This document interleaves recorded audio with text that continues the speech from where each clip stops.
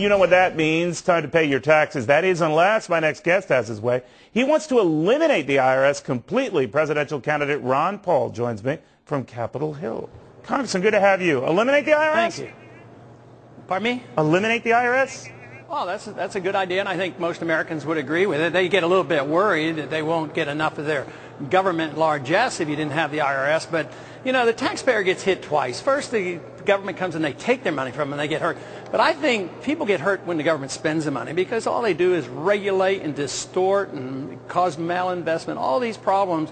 So we lose twice. The American people would do quite well without an income tax. We lived a long time without an income tax. They're sick and tired of filling out these forms. The method they collect the taxes is unconstitutional. We're guilty until proven innocent, and we have to keep records and testify against ourselves. Totally un-American, unconstitutional. It's time to get rid of it. All right. Now, the likelihood is that that's not likely. But you have been championing this cause and arguing against the way we collect taxes in this country. If we got rid of it, Congressman, how would we pay for things in this country? Well, you could look and see how we paid for our government before 1913. You know, that's a good many years that we didn't have an IRS. And even if we didn't have the income tax right now, we'd have the same amount of revenue from these other sources, gasoline taxes and user fees and import taxes. We'd have as much as we had 10 years ago.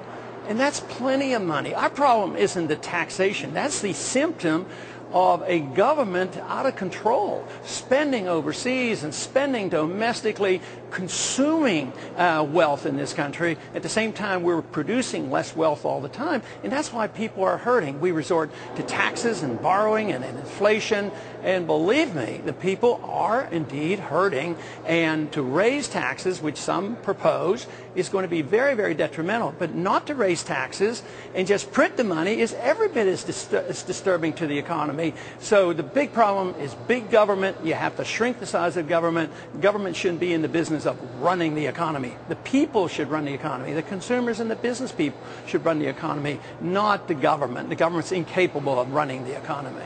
You know, that's a very good point, Congressman. But let me ask you, if you don't mind, sir, while I have you, John McCain, your party's prospective nominee, had a proposal, speaking of taxes, to have a tax holiday, if you will, on the federal gas tax, about 18 cents a gallon throughout the summer. What do you make of that?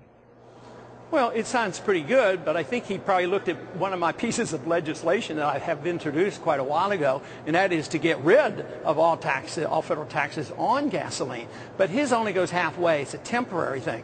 Then at the end of a few months, then it's a tax increase. So now it's a great idea, and I'm sure I know where he got the idea, but he needs to get the other half together. We don't need the federal government, taxing gasoline under these conditions, and I'm all for it.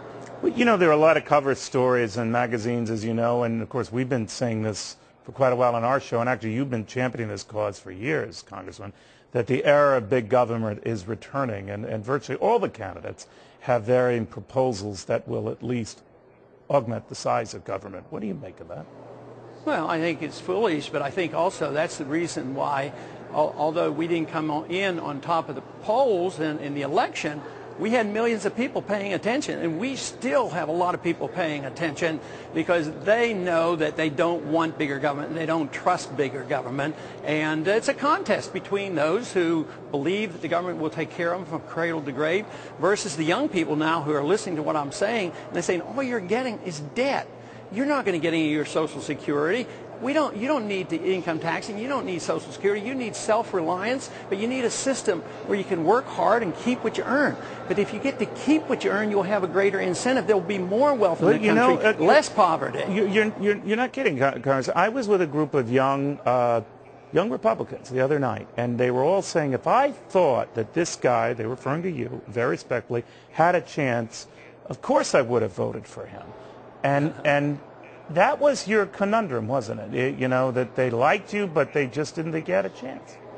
Yeah, and you know, if we could have looked at, the major networks and others, if they would have not, marginalized me either in the debates or on the evening news, either ignore me, people, if they don't see that, that's sort of the stand. They treated you like a quack is what they did, which was a huge disservice. But let me ask you, a lot of your loyal contributors, fans, internet groupies, whatever you want to call them, to a man and woman, they keep saying, run as a third-party candidate. Right. What would you do? Well, I have been turning that invitation down. I have no plans to do that. And we have a lot of energy left in the campaign, a lot of people working in the Republican Party trying to get positions and influence the platform and becoming delegates and alternates. So that's where I'm working right now, and that's going to go on for a couple of months. And we still have money in the bank. We have a lot of enthusiasm. We were just at Penn State, had over 1,500 people there. And I was up at a small college in Baltimore last night, Goucher College, and we had 1,000 people there. So I would say that if the response is that favorable, I should continue to do what I'm doing. All right, but does no plans mean no, Congressman, real quickly, for a third-party run? About as close as you can get. Okay. I mean, I don't have any plans to do that. I mean, it's pretty late, and you know the system is biased against. If you think it was biased against me because I was a strict constitutionalist within the Republican Party, you can imagine what it's like when you're in the third party. We don't have a real democratic process here. You're right. It's yeah, very it tough. sure is. Congressman, very good seeing you again. Thank you. Thank you.